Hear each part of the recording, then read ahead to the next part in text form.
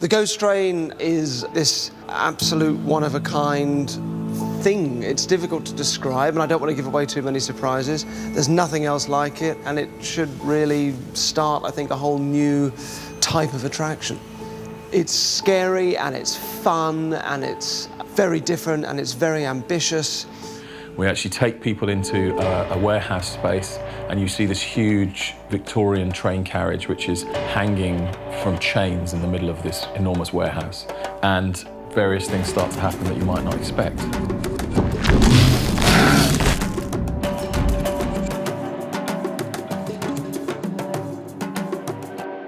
But at the heart of that experience, we use Vive to move people into an alternate reality. So Figment started 7 or 8 years ago, and originally it was me and the dog working at home. But pretty quickly we started working in the visitor attraction industry, and so I needed a lot of people to come and help me make these amazing projects. And we made various types of interactive installations, audio-visual stuff, lots of animation, film work, design work, and those grew into bigger and bigger projects. You kind of bring your idea and we just bring it to light, really.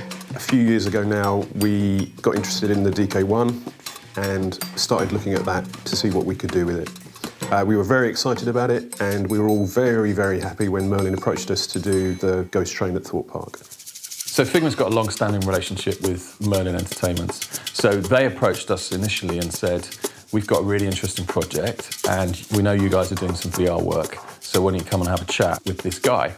And this guy turned out to be Derren Brown.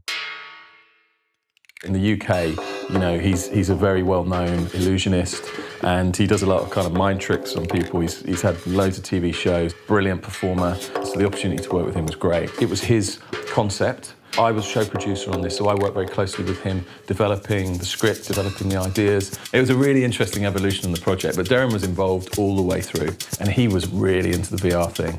When virtual reality came out and we saw the Blue, I think was the first VR experience, that we went up to HTC and had a look at it, and it was just kind of like, this is the future, but we just knew we had to do something with it. For me, VR is an opportunity to just go as fantastic as you like, you know? The ability to shift someone into a parallel universe in a split second, you know, that's unprecedented. In our world of visitor attractions, it's really hard to do that. For people to really buy into the environment they're in, there's a lot of work involved in that, and there's always compromises. The beauty of virtual reality is the flexibility that it gives us. So the attraction behind me has 3 different storylines and different characters that are involved in it. So every time you ride it, there's something different. And what we want to continue doing is invest and evolve it for many years to come. I don't think it should ever replace everything at a theme park, but I definitely think every theme park should have at least one VR experience. You get a mixture of high technology creating an entirely new world around you, blended with then you take the headset off and actually the world's changed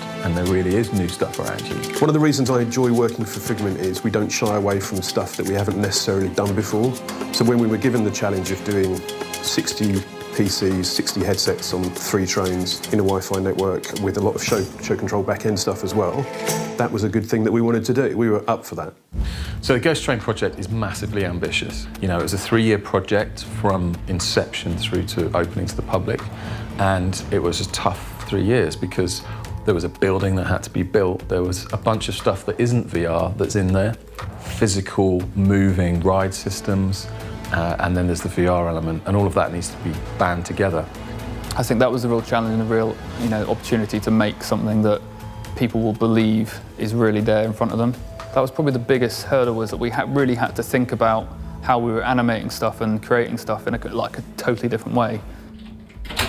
We've got an excellent CG team here, and their work is just incredible all the time, but that takes a lot of time, whereas the filming of things actually was faster. So we had to tailor the experience quite specifically to work with filmed characters, and that's what we spent a lot of time on green screen with different cameras, different actors using different distances, and you know, we spent a lot of time experimenting to get the sweet spot, and I think we did in the end. I think a lot of people have responded quite well to the human characters and the experience. The requirement to have many units in a very closed space meant that the lighthouses were the best way that we were going to be able to do that.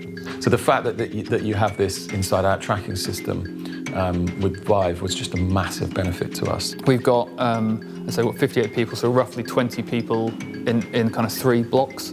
And each block of 20 is pretty much serviced by 2 lighthouses at either end on the ceiling. And that covers 20 people. There was nothing else out there that we could have done that with. We're using it in a very unique way, in a way that I haven't seen anywhere else in the world, and it's giving us something that the guests are asking for more. Optically, the experience you get from it, I don't think you can really say there's anything that's better out there right now. So to have that with the best tracking system for the purpose that we had, I mean, I was delighted this was the only option. People come out generally like terrified or just couldn't believe it. I want them to have a mind-blowing experience and just see how fantastic VR is. I want to see terror. I want them to be excited about VR. Primarily for this experience, I want them to come off and say that was terrifying. Plus, I want to go again. So yeah, I hope they step out and say, wow, what the hell was that and how did you do it? And if we get that reaction, then great.